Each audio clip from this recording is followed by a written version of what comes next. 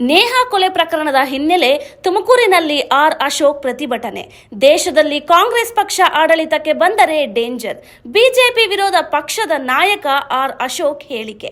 ಈ ದೇಶದಲ್ಲಿ ಕಾಂಗ್ರೆಸ್ ಪಕ್ಷದಿಂದ ಹೆಣ್ಣು ಮಕ್ಕಳಿಗೆ ಯಾವುದೇ ರಕ್ಷಣೆ ಇಲ್ಲ. ಆರ್ ಅಶೋಕ್ ಸಿದ್ದರಾಮಯ್ಯನವರಿಗೆ ಈ ರೀತಿ ನೀವು ಮುಸಲ್ಮಾನರನ್ನು ಕೊಲೇಕೆ ಮಾಡುತ್ತಿದ್ದರೆ ನೇಹಾಳ ತಂದೆ ತಾಯಿ ಆತ್ಮಹತ್ಯೆ ಮಾಡಿಕೊಳ್ಳುತ್ತೇವೆ ಎಂದು ಹೇಳುತ್ತಿದ್ದಾರೆ. ಕಾಂಗ್ರೆಸ್ ಸರ್ಕಾರ ಬಂದ ಮೇಲೆ ಕೊಲೆ, ಸುಲಿಗೆ, ಅತ್ಯಾಚಾರಗಳು ಹೆಚ್ಚಾಗುತ್ತಿವೆ. ಕಾನೂನು ವ್ಯವಸ್ಥೆ ಹೋಗಿ ತಪ್ಪು ಮಾಡಿದವರ ವಿರುದ್ಧ ಗೂಂಡಾಗಿರಿ ಯಾರೇ ಮಾಡಿದರೂ ಸಹ ನಿಮಗೆ ದಮ್ಮಿದ್ದರೆ ಎಂದು ಆರ್ ಅಶೋಕ್ ಆರೋಪ. ಇಂಥ ದುರುಳ ಕಾಂಗ್ರೆಸ್ ಅನ್ನು ಕಿತ್ತೊಗೆಯಬೇಕು. ಈ ಚುನಾವಣೆಯ ನಂತರ ರಾಹುಲ್ ಗಾಂಧಿಗೆ ನಾವೇ ಬಿಜೆಪಿಯವರು ಒಂದು ಚಂಬು ಕೊಟ್ಟು, ಅದು ಪ್ಲಾಸ್ಟಿಕ್ ಆಗಬಹುದು, ಸ್ಟೀಲ್ ಆಗಬಹುದು, ಬೆಳ್ಳಿ ಆಗಬಹುದು, ಕೊಟ್ಟು ಫಾರಿನ್ಗೆ ಕಳುಹಿಸುತ್ತೇವೆ. ತುಮಕೂರಿನ ಟೌನ್ ಹಾಲ್ ಸರ್ಕಲ್ನಲ್ಲಿ ಆರೋಪ.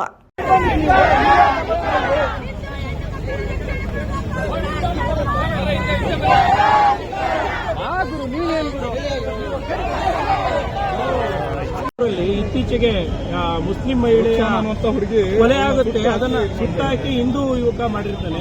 ಆಗ ಎಲ್ಲೋಗಿದ್ರಿ ಅಂತ ಬಿಜೆಪಿ ಈಗ ನೇಹಾ ವಿಚಾರವನ್ನ ನಾವೆಲ್ಲ ಫಸ್ಟ್ ರೈಸ್ ಮಾಡಿದ್ವಿ. ಅವ್ರ ತಂದೆ ಕಾಂಗ್ರೆಸ್ಸಿನ ನಾಯಕರಲ್ಲಿ ಹುಬ್ಬಳ್ಳಿಯಲ್ಲಿ ಕಾಂಗ್ರೆಸ್ಸಿನ ಕಾರ್ಪೊರೇಟರ್ ಅವ್ರು ಹೇಳಿದ್ದು ಲವ್ ಜಿಹಾದ್. ಈ ಸರ್ಕಾರ ಪೂರ್ತಿ ಅವ್ರಿಗೆ ಬೆಂಬಲವನ್ನ ಮಾಡ್ತಾ ಇದೆ. ಹಂಗ್ ಮಾಡಿದ್ರೆ ನಾನು ಆತ್ಮಹತ್ಯೆ ಮಾಡಿದಂತೆ ಅಂತ ಕಾಂಗ್ರೆಸ್ ಅವರು ಹೇಳಿದ್ರು. ಇಲ್ಲಿ ಬೆಂಗಳೂರಲ್ಲಿ ಅಖಂಡ ಶ್ರೀನಿವಾಸ ಮೂರ್ತಿ ಮನೆ ಬೆಂಕಿ ಇದ್ದಾಗ ಅವ್ರು ಕಾಂಗ್ರೆಸ್ ಅವರು ಹೇಳಿದ್ದು ಮನೆ ಬೆಂಕಿ ಮಹಿಳೆಯನ್ನ ತುಮಕೂರಿನಲ್ಲೇ ಏನು ಬೆಂಕಿ ಹಚ್ಚಿ ಹತ್ಯೆ ಮಾಡ್ತೀನಿ ಆ ವಿಚಾರಕ್ಕೆ ಯಾಕೆ ಮುಚ್ಚಾಕಿದ್ರಿ ಕಾಂಗ್ರೆಸ್ ಅವರು? ತಗೊಳ್ಳಿ, ಆಕ್ಷನ್ ತಗೊಳ್ಳಿ. ನಾವ್ ಹೇಳ್ತಾ ಇರೋದು ನೀವು ಬಂದ್ಮೇಲೆ ಕೊಲೆ, ಸುಲಿಗೆ, ಮರ್ಡರ್, ಭಯೋತ್ಪಾದನೆ ಎಲ್ಲ ಆಗ್ತಾ ಇದೆ ಅಂತ ನಾವ್ ಹೇಳ್ತಾ ಇರೋದು. ನೀವು ಬಂದ್ಮೇಲೆ ಕಾನೂನು ಸುವ್ಯವಸ್ಥೆ ಹೊರಟೋಗಿದೆ ಅಂತ ನಾವ್ ಹೇಳ್ತಾ ಇರೋದು. ಮಾಡಿ, ಯಾರೇ ಇದ್ರು ಬಂಧಿಸಿ ಕ್ರಮ ತೆಗೆದುಕೊಳ್ಳಿ. ಗುಂಡಾಕಿ ಅವ್ರ ಮೇಲೆ ದಮ್ಮಿದೆಯಾ ನಿಮ್ಗೆ? ದಮ್ಮಿದ್ರೆ ಗುಂಡಾಕಿ. ಈ ಜೈ ಶ್ರೀರಾಮನ್ ಕೂಗೋದನ್ನು ಕೂಡ ಇಲ್ಲಿ ಅಪರಾಧ. ಕರ್ನಾಟಕದಲ್ಲಿ ಜೈ ಶ್ರೀರಾಮ್ ಅಂತ ಕೂಗಿದ್ರು ಕೂಡ ಅಪರಾಧ. ಇದೊಂದು ತಾಲಿಬಾನ್ ಸರ್ಕಾರ.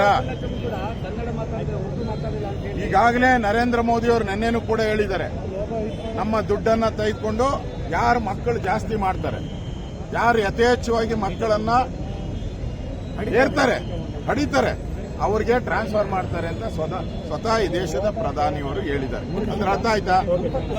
ಸಂಪತ್ತನ್ನ ಬೇರೆಯವರಿಗೆ ಕೊಡುವಂತ ಕೆಲಸವನ್ನ ಈ ಕಾಂಗ್ರೆಸ್ ಸರ್ಕಾರ ಮಾಡ್ತಾ ಇದೆ. ಇಂಥ ದುರುಳ ಕಾಂಗ್ರೆಸ್ ಅನ್ನ ಕಿತ್ತೊಗಿಬೇಕು. ಈ ಚುನಾವಣೆ ಆದ್ಮೇಲೆ ರಾಹುಲ್ ಗಾಂಧಿಗೆ ನಾವೇ ಒಂದು ಚೆಂಬು, ಒಳ್ಳೆ ಚೆಂಬನ್ನ, ಬೆಳ್ಳಿದೋ, ತಾಮ್ರದ್ದೋ, ಇಲ್ಲ ಕಬ್ಬಿಣದೋ, ಇಲ್ಲ ಯಾವುದು ಸಿಕ್ಕಿಲ್ಲ ಅಂದ್ರೆ ಪ್ಲಾಸ್ಟಿಕ್ದಾದ್ರೂ ಕೊಟ್ಟು ಅವರನ್ನ ಫಾರಿನ್ಗೆ ಪಲಾಯನ ಮಾಡಿಸ್ಬಿಡ್ತೀವಿ. ಚುನಾವಣೆ ಆದ್ಮೇಲೆ ಅವ್ರು ಇರೋದೇ ಇಲ್ಲ. ಏನ್ ಚುನಾವಣೆ ಬಂದಾಗೆ ಬಂದಿದೆ ಅಂತ ನಾವೇನಾನ ಹೇಳಿದ್ರ? ನಾವು ನಮ್ಮ ಕಟೀಲ್ ಅವರೇ ಅದ್ರ ವಿರುದ್ಧ ಹೋರಾಟವನ್ನ ಮಾಡಿದ್ದಾರೆ. ನಾವು ಕೂಡ ಹೋರಾಟವನ್ನ ಮಾಡಿದಿರಿ. ರಾಮೇಶ್ವರ್ ಕೆಫೆ ಆದಾಗೆ ನಾವು ಹೋರಾಟ ಮಾಡಿದಿರಿ. ರಾಮೇಶ್ವರ್ ಕೆಫೆ ಜೈ ಶ್ರೀರಾಮ್ ಘೋಷಣೆ ವಿರುದ್ಧವಾಗೂ ನಾವು ಹೋರಾಟ ಮಾಡಿದಿರಿ. ಮಂಡ್ಯದಲ್ಲಿ ಹನುಮ ಧ್ವಜವನ್ನ ತೆಗೆದಾಗೂ ಕೂಡ ಹೋರಾಟ ಮಾಡಿದಿರಿ. ಇವತ್ತು ಕಾಂಗ್ರೆಸ್ಸಿನ ಕಾರ್ಪೊರೇಟರ್ ಆಪಾದನೆ ಮಾಡಿರೋದು ನಾವಲ್ಲ, ಕಾಂಗ್ರೆಸ್ ನಿಮ್ ಪಾರ್ಟಿ ವರ್ಕರ್ಸೇ ಆಪಾದನೆ ಮಾಡಿರೋದು, ಜವಾಬ್ದಾರಿ ಸ್ಥಾನದಲ್ಲಿರೋ ಆಪಾದನೆ ಮಾಡಿರೋದು.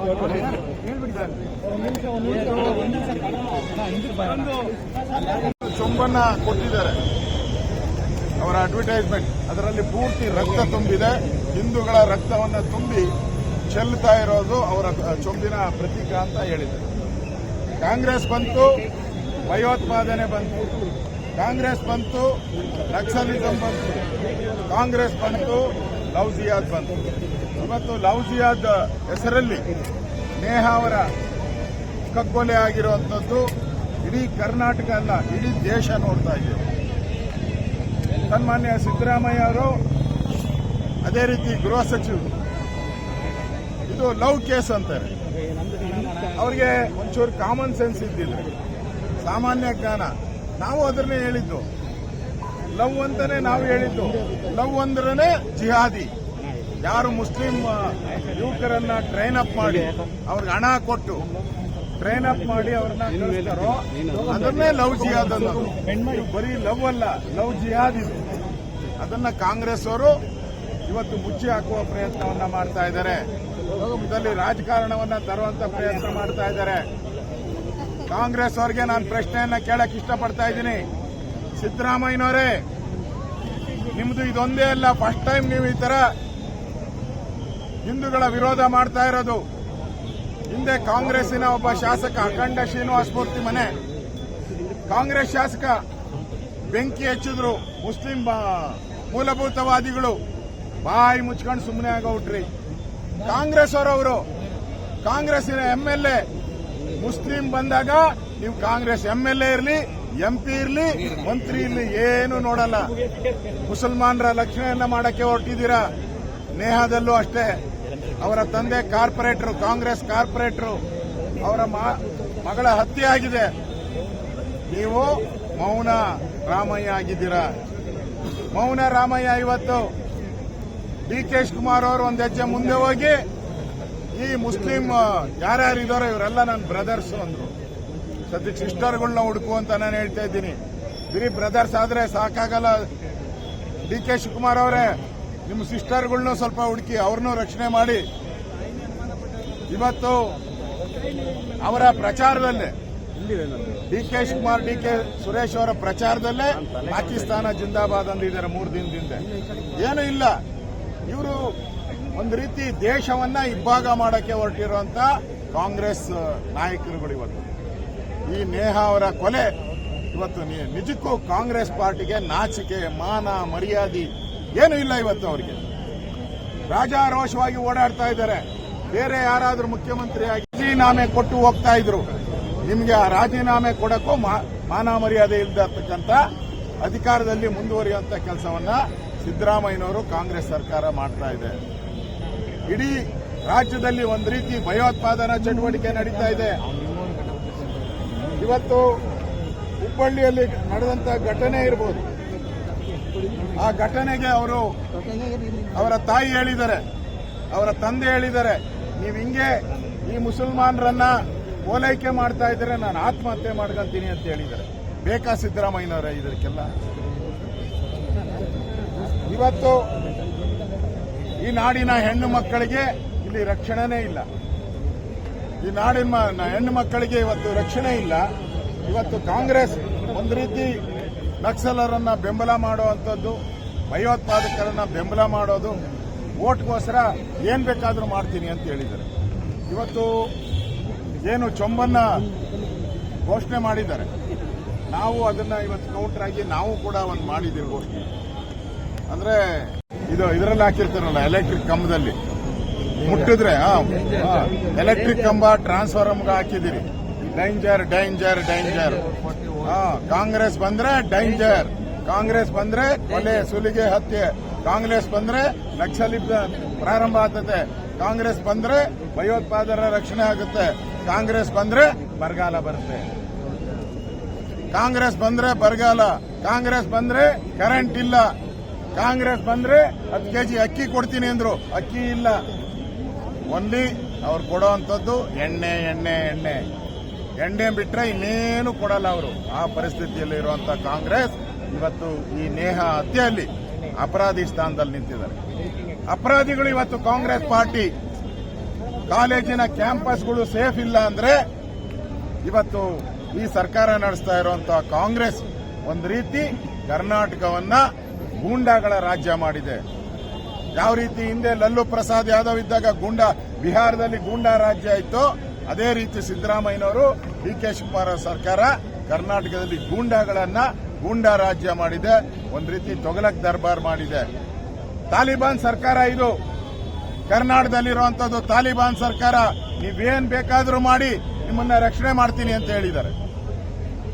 ಮುಸಲ್ಮಾನ್ ಭಯೋತ್ಪಾದಕರು ಏನೇ ಮಾಡಲಿ ಅವ್ರನ್ನ ರಕ್ಷಣೆ ಮಾಡ್ತೀರಿ, ಅವರ ಕೇಸ್ಗಳನ್ನು ವಾಪಸ್ ತೆಗಿತೀರಿ.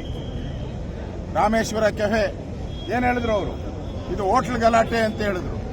ಸರ್, ಈಗ ನೇಹಾ ಕೊಲೆಯನ್ನ ರಾಜಕೀಯವಾಗಿ ಬಳಸ್ತಾ ಇದ್ದೀರಾ ಅಂತ ಹೇಳಿ ಇದು ಈ ಸರ್ಕಾರ ಅರಾಜಕತೆಯ ಅಗ್ರ ಆಗಿದೆ.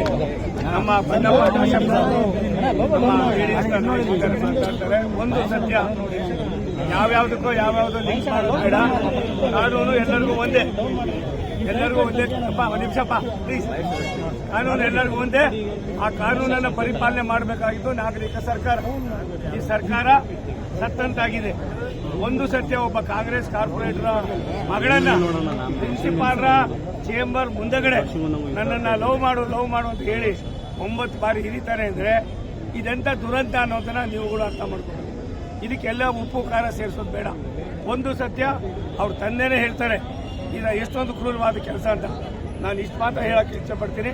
ಯಾಕೋ ಏನೋ ಗೊತ್ತಿಲ್ಲ, ಸಿದ್ದರಾಮಯ್ಯನವರು ತಮ್ಮ ಇತಿಮಿತಿಯನ್ನ ಕಳ್ಕೊಂಡಿದ್ದಾರೆ, ತಮ್ಮ ದೂರದೃಷ್ಟಿಯ ಚಿಂತನೆಯನ್ನ ಕಳ್ಕೊಂಡಿದ್ದಾರೆ. ಸರ್ಕಾರದಲ್ಲಿ ಅವ್ರು ಕೆಲಸ ಮಾಡಕ್ ಆಗ್ತಾ ಇದೆಯೋ ಇಲ್ಲೋ ಗೊತ್ತಿಲ್ಲ. ಈ ರೀತಿಯಾದ ಸರ್ಕಾರಗಳು ಇದ್ರೆ ಮುಂದಿನ ಪೀಳಿಗೆ ನಮ್ಮನ್ನು ಯಾವ ರೀತಿ ಕಾಣ್ತಾರೆ ಅನ್ನೋದು ಒಂದು. ನಾವು ಹೇಳಿದ್ರಿ ಚುನಾವಣೆಗೋಸ್ಕರ ನೀವು ನಮ್ಮ ಜೀವನದಲ್ಲಿ ನಮ್ಗೆ ಗೊತ್ತಿಲ್ಲ. ಭಾರತೀಯ ಜನತಾ ಪಕ್ಷ ಎಲ್ಲರ ಸಖ್ಯವನ್ನ ಬೆಳೆಸ್ತಕ್ಕಂಥದ್ದು. ಸನ್ಮಾನ್ಯ ವಿರೋಧ ಪಕ್ಷದ ನಾಯಕರಾದ ಅಶೋಕ್ ಅವರು ಹೇಳಿದಾಗೆ ಈ ಸರ್ಕಾರ ಲವ್ ಜಿಯಾದ್ ಏನ್ ಕೊಡ್ತಾ ಇದೆ, ಮತ್ತೆ ಓಲೈಕೆ ಮಾಡ್ತಕ್ಕಂಥ ಒಂದು ಇದೇನ್ ಮಾಡ್ತಾ ಇದೆ, ಇದು ಒಳ್ಳೇದಲ್ಲ. ಇಂಥ ಸರ್ಕಾರ ಇದ್ದು ಸತ್ತಾಗಿ ಅನ್ನೋದನ್ನ ಈ ಸಂದರ್ಭದಲ್ಲಿ ಹೇಳ್ತೀನಿ. ನ್ಯಾಯವಾಗಿ ಯಾರು ಆತ ಮಾಡಿದ್ದಾನೆ ಆತನನ್ನ ತ್ವರಿತವಾಗಿ ಮಾಡಿ ಒಂದು 2-3 ತಿಂಗಳಲ್ಲಿ ಆತನ ಗಲ್ಲಿಗೆ ಏರಿಸಿದ್ರೆ ಅಟ್ಲೀಸ್ಟ್ ಈ ಸರ್ಕಾರದ ಕಾರ್ಯವೈಖರಿಯಲ್ಲಿ ಒಂದು ಸ್ವಲ್ಪ ಆದ್ರೂ ಹೆಣ್ಣು ಮಕ್ಕಳ ಬಗ್ಗೆ ಗೌರವ ಇದೆ ಅಂತ ಇದ್ದಾರೆ. ಯಾವುದೇ ಕಾರಣಕ್ಕೆ ನಮ್ಮ ರಾಜ್ಯದ ಹೆಣ್ಣು ಮಕ್ಕಳು, ವಿಶೇಷವಾಗಿ ಹಿಂದೂ ಹೆಣ್ಣು ಮಕ್ಕಳಿಗೆ 1% ಕೂಡ ಅವರು ಗೌರವ ಕೊಡ್ತಾ ಇಲ್ಲ. ಇದನ್ನು ನಾನು ಖಂಡಿಸ್ತೀನಿ. ಕಾಂಗ್ರೆಸ್